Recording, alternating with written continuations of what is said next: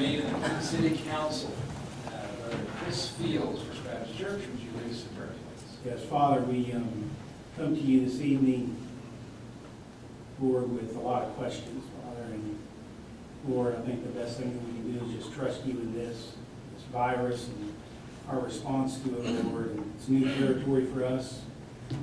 But as you are God, it didn't catch you by surprise. You knew it was coming, Lord, and we trust you.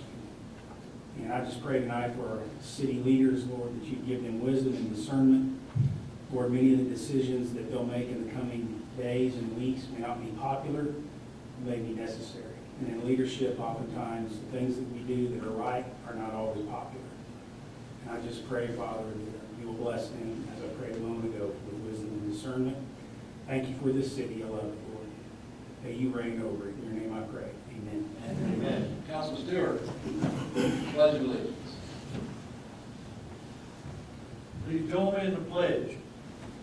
I pledge Allegiance to the flag of the United States of America and to the republic for which it stands, one nation under God, indivisible, with liberty and justice for all.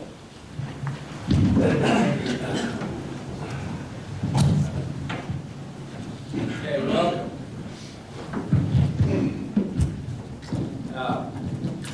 We have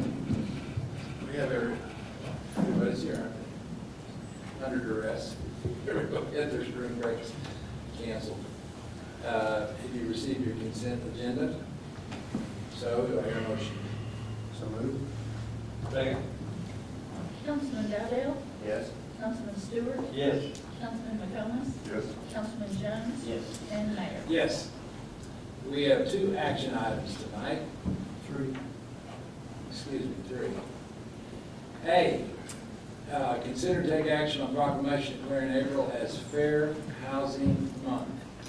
This is an action that's necessary for the city to implement that would make us, or qualify us for community development block grant funds. It's something that we've done every year, and statement recommendations to approve. Second. Councilman Jones, Yes. Councilman Stewart, Yes. Councilman Dowdell, Yes. Councilman McComas, Yes. and Mayor. Yes.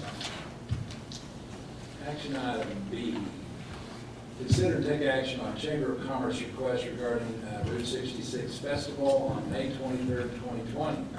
Julie, would you stand and kind of give us a rundown of the time period, the day, where it's going to be, exactly what your business? Well, we're gonna move the Route 66 Festival to all of McLean Rogers Park. And so we will start signing in cars at 7 in the morning, and we should be done by 8 o'clock that evening. We'll park all the cars that enter the car show down Best Rogers there, and then we'll have vendors, and we'll use the amphitheater for entertainment all day. And your request is to To close. close J.C. Lane between 10th and 13th for different, like, we have kid activities, like car races and things like that, that we'll do right there on J.C. Lane. It is within my authority to make the closure, but this was an opportunity for June to speak to the council and make aware of what's taking place. So staff recommendation is to approve. You can take the action to close the street. Okay? That your motion to take the action? Make a motion Okay, motion second. Okay. Councilman Stewart, Yes. Councilman McComas, Yes. Councilman Dowdell, Councilman Jones, Yes. and Mayor. Yes. All right, C, consider, discuss, and take action on request of Swam Properties LLC for an extension of time under settlement agreement and failure to meet benchmarks. This refers to the Clancy property. There was a settlement agreement between the city and Swine Properties, who is the owner.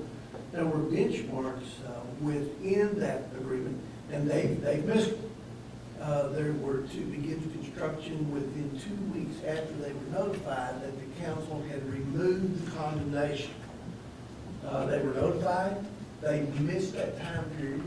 They have requested additional time period to procure funding. Ryan was diligent in both his communications with them in a timely manner. There was, I cannot find a reason to grant their extension. So staff recommendation is to deny. And in denying. Deny their request for additional time. All right, then does that move it back immediately into condemnation? That would be the next step. But, you know, I've said that before, now they filed a lawsuit against the court, so rather for me to sit here and tell you that's immediately what's going to take place, Ryan has asked that whatever council, or whatever action the council takes, to notify him, and he will proceed from there. He's out of town tonight, or he'd be here. Did they take any, I mean, did they make any effort at all to do anything? No, not that we could see. And Toby inspected the site after the 2-week period was over and came back with no effort has been made to remedy the violations that were listed. Well, financing was a part of that too, wasn't it? Well, but the financing was on them. That was, I they was to understand. begin construction within 2 weeks. They didn't do it. Well, that was part of that earlier. Wasn't it a part of the first benchmark? No. Financing, that's their obligation, that's not for us to monitor. Their claim was that they would not be able to procure financing if the condemnation were in place. That's right. And that's why we didn't allow. That's right, that allowed them to seek financing, but that's on them. And they read this agreement, and they signed Oh, it. They signed it. They had 2 attorneys in the room, yes. And it was to start remodel, which you could argue that putting a sledgehammer through a wall is remodel, and they didn't do that. There were no apparent actions taken upon their behalf to But meet this is the first step. That's just the first step. This is the first point Yes. of meeting a deadline. Yes. Okay. Well, I'll make a motion that we deny the extension request because it's been represented to the city that Swam had financing in place since the initial condemnation hearing, and Swam has incurably breached the settlement agreement by failing to commence construction within 14 days of the condemnation removal. Did you repeat that? Yes, all of it. Coming from the memory bank is very impressive. We'll Shut that book. Okay. Okay, any questions about the motion that's been seconded? It has been seconded. Okay. Yeah, Councilman McComas? Yes. Councilman Stewart? Yes. Councilman Dowdell? Yes. Councilman Jones? Yes. And Mayor. Yes. Okay, we'll skip one here and then refer to Mark. Do you want to comment within this section? Then we'll come back to trustees. We're all aware that there is a nationwide public health hazard. You don't hear about it, you always hear about it if you turn on TV, the radio, listen to the newspaper, listen on the social media, pick your phone up, that's all we hear about. We're aware of that. The city is taking action to change how we do what we do. But what we have to be cognizant is the services that we provide. We want to be able to continue to provide those. We have taken perhaps more steps than people know. I would tell you that the police and fire department have taken steps, and again, to change how they do what they do, but they still have to be able to do their job. We no longer take utility payments inside, online, by mail, drop box, or the drive-through. You can walk up there as well. This was the first day of that. No kickback. If you want to discuss refuse, garbage, Glenn Smith, but business licenses, permits, we're asking that you call Amanda. And this has all been put on our Facebook and our website. Again, it's just another way to do what we do. Blast ball's fixing to start up. That's a game that little kids play. We're gonna move that season around behind what we call little kickers. Have we shut any city facilities down as of yet? No. Is that a possibility? Most certainly is. You know, I would tell everybody that what you hear coming from CDC in Washington DC are recommendations, there's not laws. I would say that more than half the audience is in violation of those recommendations now, because we're not sitting 6 feet apart. I think it's a good time to live in Western Oklahoma. I think there's a really smart bunch of people out here that will take care of their families, be accountable for themselves, and not try to run everybody else's life. That's not what we want to do either. If it does become necessary to shut some city facilities down, we'll take that action. We'll try to eliminate or create minimal contact between people. Sometimes that's going to be pretty hard. Chris, your church, 10 people to a room. So do you have 20 rooms where you put? I can announce that we will meet on a week-to-week basis, have a leadership team, and for the next, from now until next Wednesday night, we will have 0 activities. It will be all online, And I think that's what needs to be done. I think that us in our personal lives, I think we need to gauge what we do and the interaction that we have with people around us. I don't think you want to be mandated from above on what you must do. I don't think you want me to do that. I don't think you want the council to do that. We're going to continue to operate, as best we can in support of the community. If it becomes law from either the feds or the state as to what we do, certainly we'll let you know what those are, and we'll enact them. But we're going to try to do so in a diligent, responsible manner. We don't take a step that we don't see what the next domino is. Do we shut City Hall down entirely? At this time, no. There's some of what we do that we can do over the phone. We're going to try to do that. Technology has given us the ability to do things in a different way. But what it all boils down to is how you do things. And how you do things at home, how you do things at job, how you do things in a social setting. I went by Homeland at 4 o'clock this afternoon. There were probably 30 or 40 people in line. How far did you go? What? I'm sorry, Chris. from Oklahoma City. Yeah. Bar X, 125 people to the shift. They haven't shut anything down. In fact, they've had to stop taking orders for some things because of the demand for the product that they have. It all boils down to common sense, and I think there's a lot of that out here. I think every once in a while you have to lean on the people and rely on them to do what's best. And I think you will. It's a good time to be in western Oklahoma and not be in the middle of Oklahoma City. That's all I have to say. Taking that and then taking it to another layer. It's also a time that I think that the general public expects leadership. We expect it from Washington. We expect it, and what I wanted to point out to everybody, give you an email or address, a website address, www.cdc.gov/COVID-19. I've been in a conference, and Mark was there. The Governor Stitt tried to call the mayors together and city managers and give us some sort of state general oversight about what's going on in Oklahoma.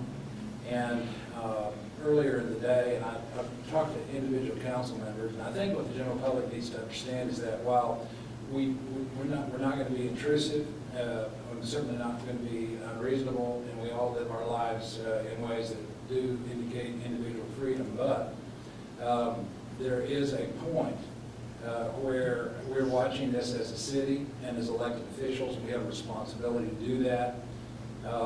And while individual endeavors are important, just like First Baptist Church and perhaps some other churches in here are looking individually at this national situation and putting themselves into a perspective, and then what do we do? And they're making a choice, but there's freedom. But in this CDC guidelines, which is the Centers for Disease Control, one of the things that is remarkable, we say it's a good time to live here, it's really a good time to live with a federal government that has issued this particular proclamation. Of all the guiding principles, and they are guiding principles, on the Daily News put them in the paper the other night, and they're specific, but they're not mandated at this point, because they're relying on the common sense and judgment of the general United States. It's not on absolute lockdown. Now, that's not the case in New York City. That's not the case in Oklahoma City now. That's not the case in California.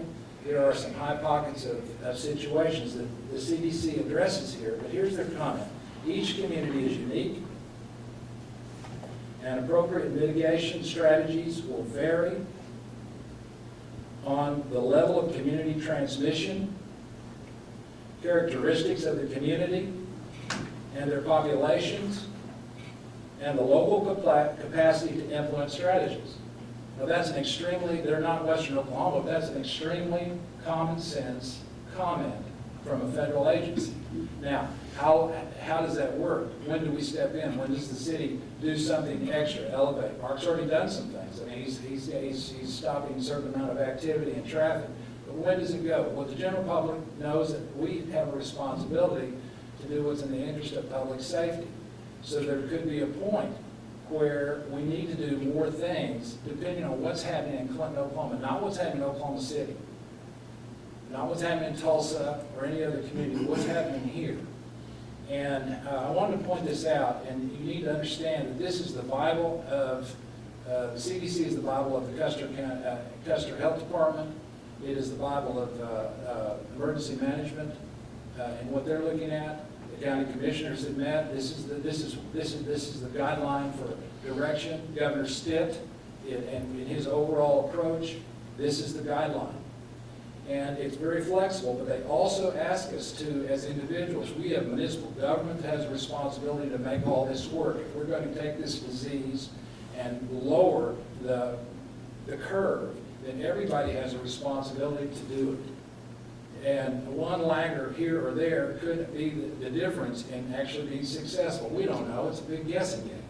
But municipalities, health, nursing homes, you've seen here they're private nursing homes. As I understand, people that have attempted to go see loved ones, they have cut them back. You cannot do that here in Clinton because that's, it's an important health issue. The public schools, they are not meeting. This is a major thing. This is an edict from the state level. And I think that the citizens of Clinton need to understand that we are aware of our responsibility and that we will do it as the situation progresses, and hopefully progress in a positive thing. I leave you with this, and if you have any interest in this, and if you'd like to see this, but then you go to the website and actually pull these recommendations down. Personal hygiene, you hear that all the time. That's the responsibility of individuals. But then if you move all the way to how many people are meeting in a room or how do we use the facility, those are general guidelines. If this doesn't work nationwide, if it doesn't stop the curve, then I can imagine that you're probably going to be getting to a situation where there is less freedom and more mandates. And it's happening. But it's not happening in Clinton, Oklahoma at this point, and in most of Oklahoma. So we pray that, we'll be spared, but we're a part of it. And I'm going to finish, and if other guys have something to say on this or anything else, and I know Bobby does. But I look at it like the metaphor on this is a sandbag dam that is built by people that know a hurricane's coming. They know it's coming, and they're not going to stop it from getting wet. But they're building up this dam to try to stop the major impact from happening. And that's really what I understand CDC and the national people and the state people are trying to do. We're trying to build up with hygiene, with public awareness by how we move, who we group with, who we eat with, who we don't eat with, how many people, all those things are based in building the dam up so that we don't get a tsunami coming in here in the next few weeks into this country, as opposed to trying to just deal with what we know is going to be a difficult health issue, but perhaps stop the crest of it. So I want the people in Clinton to know that we are aware of our responsibility, and we're positioned to try to protect the public safety, just like the police department is, just like the fire department is. We have a responsibility, and we'll do that. And I want people to feel comfortable about that and good about that. Bobby, did you want to mention something about the Legion? Yes, on the side of caution, the American Legion, we have dance every Friday night. We have suspended the Friday night dances until further notice. this new social distancing and staying 6 feet apart makes it a little difficult to two-step. So we have suspended the dances at the American Legion and any other activities. I don't know, there's supposed to be a Welcome Home Vietnam Vet program at the ODVA on the 25th, on Wednesday. I haven't received any word yet whether or not that has been set aside, but I do know that the Veteran Center out here is on lockdown. A lot of precautions being taken. But there are no extra activities at the American Legion as of today. Our executive board teleconferenced and decided for the best interest of the public. We had people come from all over West Oklahoma for our Friday night dance. So it was kind of a tough decision to make, but we want to be cautious. Sometimes we may not believe things are as bad as they sound, and they may not be, but still yet you err on the side of caution. Our church at Hammond has suspended our Wednesday night activities until further notice, but I think we need to be cautious. Mr. Skiles said something about being in West Oklahoma. I believe we have some of the best health care available with our hospital and staff that we have here. So, as far as worrying about dying of the coronavirus, that's not one of my fears today. But I'm not going to give it a chance to take a look at it. Okay. Good. My understanding, some of the restaurants are already starting to, Yeah. kind of what you're talking about. Voluntary. Going to carry out only, drive-through. Correct. Stuff like that. Mark, if any of them call the city, are we giving them any recommendations? I mean, if I'm a restaurant, hey, what do you want us to do? We had one call today, and their question was whether we had enacted any rules and regulations for them. I didn't talk to them, somebody else did. And the answer is no, that we haven't. I don't know if we have the right to do that. I really don't. But I did not respond to them. You can respond with the CDC. That's what I was going The to say. CDC has a general guideline for restaurants, for all these different places, and they have what they call a none to minimal response. In other words, what you do or you don't do. They have a minimal to moderate response, and then a substantial response. And that's for public. That's for public. The city of Clinton and our legislative capabilities or our mandates from this level, or restaurants, or churches, or meeting groups. It's all pretty well in this guideline. That's something that we need to make available. I agree. I agree. So that they know. Some of them probably don't. Community and faith-based organizations, healthcare settings, healthcare providers, nursing homes, workplaces like restaurants, that sort of thing. You know, there's like a category. It has protocol. It's protocol, but the whole point is to mitigate. Mitigate this thing. And but it's right at this point, it's not like lockstep. You've seen some things happen in Oklahoma City, and I'm not quite sure how they're happening. You have the mayor of Oklahoma City that is rising up, which I do not have that constitutional or that authority in this city at all. I'm not sure how that's happening. But he's kind of like martial law almost at this point from the mayoral standpoint. Stillwater was the same way. Do you have any? Well, I'm kind of leaning on Mark said, I don't want to mandate what Absolutely the not. restaurants do. However, I do want to provide them with information Absolutely. to keep them safe. Absolutely. And if that's simply going to that website, we need to have that available. Or that's something that possibly we can disseminate to the restaurants. Yeah. Just so that they have. Absolutely, and no one intends to get into the private life of any of our people. That's another issue that we have to think about that has come up from, one of our accountants, and it's very clear here in the next 3 or 4 months, there's going to be a complete change in economic activity already, and then that revenue coming into the city of Clinton, as well as other municipalities, is going to be decreased because of this sales tax situation. So we're going to have to think about all the ramifications that come from this. This deal has changed. Everybody's learning on the fly, and I can double down on what you said, that the city, since, the last 48 hours, I've talked to you, and I've talked to Mark and Paul, and everybody's really being proactive, but we're learning together, Yep. and we're trying to be rational. Right. And I think it's important for everybody to, if you just read this thing, it's just common sense. And we don't want to overreact. And this whole, I'm just praying that it turns around where we look in 72 hours and it turns the other way that quick. And it could happen. But I love, I appreciate the way you're addressing it. I appreciate the way that I agree with you. Everybody needs the information, but everybody needs to just use their heads and not overreact. Right, that's exactly right. I really figured our sales tax would be up just on toilet Toilet paper paper. and sanitizer. Well, It maybe means it will you're be. fighting. Yeah. Yeah. Alcohol sales have been pretty good. Trying to forget it all.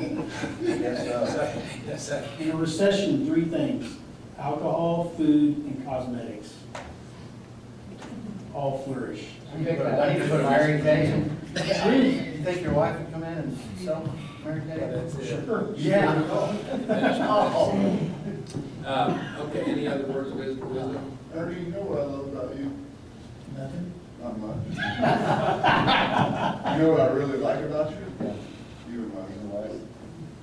It sounds like a routine, Smothers Brothers. That's it, I just wanted that on there. That's it. That's all you have. Okay, with that mark of fellowship, do I hear a motion to adjourn? So moved. Councilman Stewart, Yes. Councilman Jones, Yes. Councilman Dowdell, Yes. Councilman McComas, Yes. and Mayor. Yes. Good night, all.